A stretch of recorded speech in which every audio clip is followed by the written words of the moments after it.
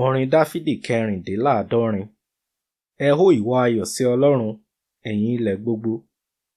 Ẹ kọrin ọlá orúkọ rẹ̀, ẹ kọrin ìyìn sí.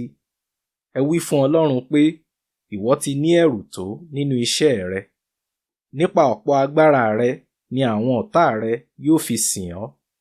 Gbogbo ayé ń wólẹ̀ fún ọ, wọ́n ń kọrin ìyìn sí ọ, wọ́n ń kọrin ìyìn sí orúkọ rẹ, Sélà.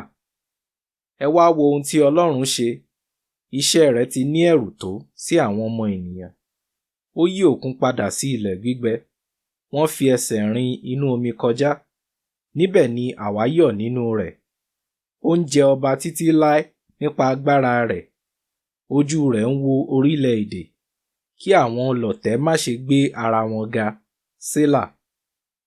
Ẹ yin Ọlọ́run wa, ẹ̀yin ènìyàn. Jẹ́ kí a múni gbọ́ ohùn ìyìn rẹ̀.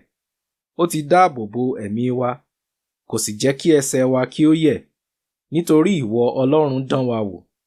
Ìwọ dán wa bí a ti ń dán fàdákà wò.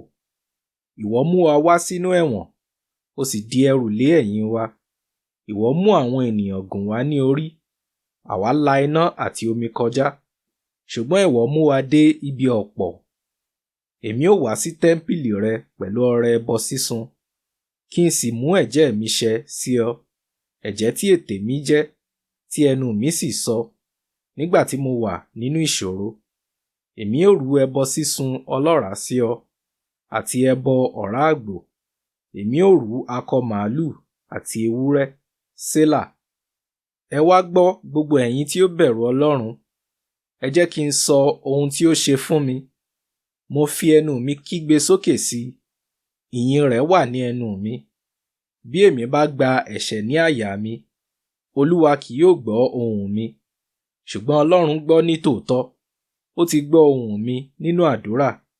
Ìyìn ni fún Ọlọ́run, ẹni tí kò kọ̀ àdúrà mi, tàbí mú ìfẹ́ rẹ̀ kúrò lọ́dọ̀ mi.